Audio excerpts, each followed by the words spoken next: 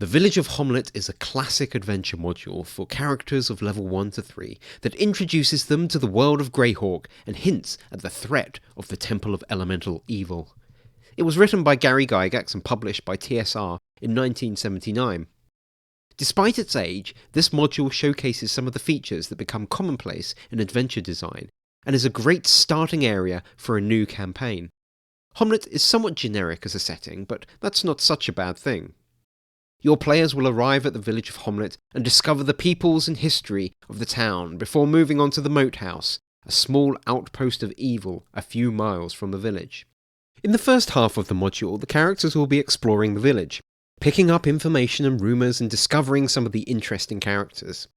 There is some tension between the old gods of nature and the new god, St. Cuthbert, which is ready for some minor conflict or DM development. The village has several interesting characters to meet, including the renowned Byrne and Rufus, ex-adventurers who have settled in Hommlet and currently oversee the construction of a new keep. Jeru Ashstaff is the druidic representative of the Old Faith, who feels at odds with the ever-growing influence of St. Cuthbert. And the priests of St. Cuthbert, somewhat aloof, are followers of an interesting and slightly comical deity of common sense. This part of the module provides great starting points for the DM to develop adventure hooks and elaborations to the campaign world. The players will have the opportunity to roleplay and investigate the village, ultimately learning of the threat posed by the bandits in the Moat House. The second half of the adventure sees the characters venturing to the Moat House to deal with not only bandits, but other dangerous monsters and vermin. This culminates in a dungeon crawl beneath the Moat House and an encounter with a formidable enemy.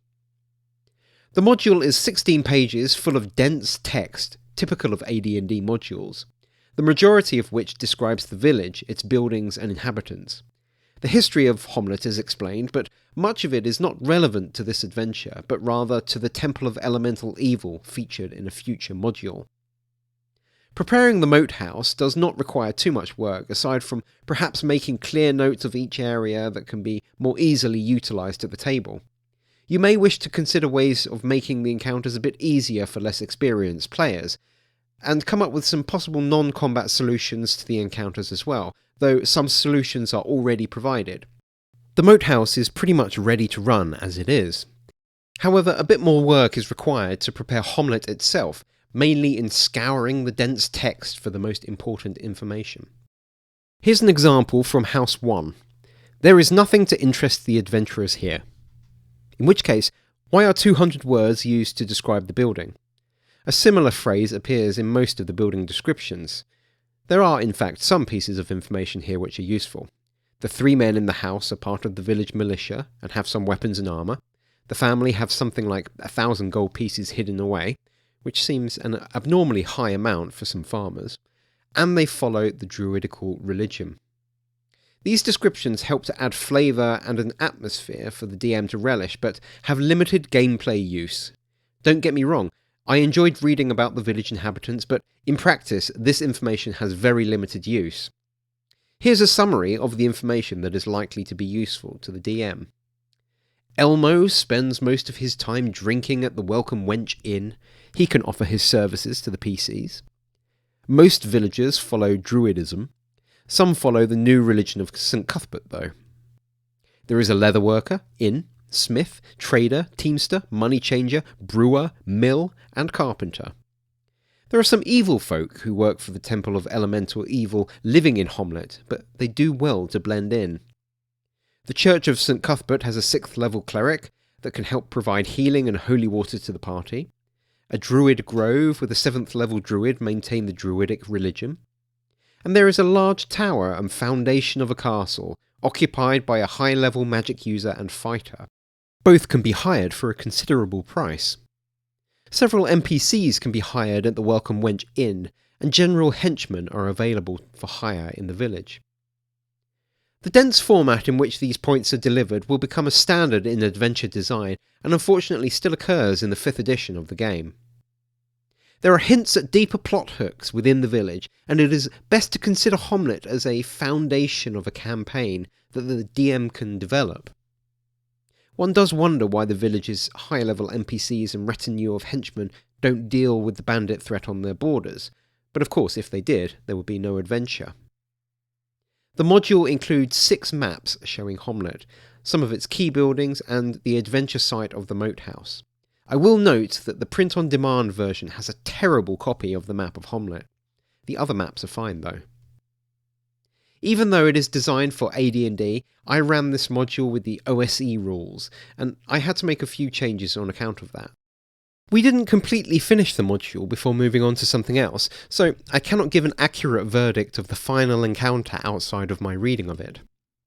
The moat house begins at an appropriate difficulty on the upper level, and includes more challenging foes in the lower levels. It is a good starting dungeon to adventure in, however there are some difficulty spikes that can be deadly. There are plenty of opportunities to resolve encounters without combat, such as one group of enemies happy to take a bribe, while the bandit leader attempts to lure the characters to his side. I always appreciate when such options are included as alternatives to combat, though the choice is still the player's.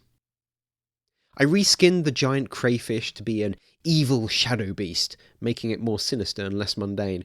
I often struggle to justify the existence of large animals alongside enemies such as bandits and cultists. When it comes to the roster of enemies and treasure, I calculated the total XP from monsters in the moat house to be around 6,500. Total XP from treasure in the moat house about 32,000, giving a total XP of 37,000. The expectation is that the characters will rise to level 3 or 4 by the end of the module if they fully clear the moat house of treasure and creatures. Of course, this relies on them defeating the final boss and taking his valuable jewellery. If they do not, they will likely only reach level 2. It is clear, therefore, that the completion of this module rests on killing and looting the final enemy. XP values are for AD&D. In BX, the XP for monsters will be much lower, about 1/3. I found this module to be enjoyable to run. Some work needs to go into preparing it for play, but the process was no more arduous than a modern adventure might be, and I found the process quite fun. This is a module worth picking up, even if you don't run it as written. There are some great ideas for constructing your own starting area, and some inspiration on how to add various factions to your campaign, including nefarious enemies hidden among the population. The moat house is a good starting dungeon with a fairly balanced increase in difficulty, and a good map that can be adapted for your own adventures. The village offers role-playing and exploration opportunities for the players, while the moat house focuses more on combat, but still allows for the role-playing and exploration desires some players prefer. A useful module for novice and experienced players alike, as well as being an important part of D&D history. You can pick up a PDF for a mere $5 and a POD for $11. I'd greatly recommend The Village of Hommlet. Have you played The Village of Hommlet before? How did it go? Let me know in the comments what you think about this module. If you'd like to support the channel, you can subscribe, buy me a coffee, or even pick up one of my books at DriveThruRPG. And as always, thanks for watching.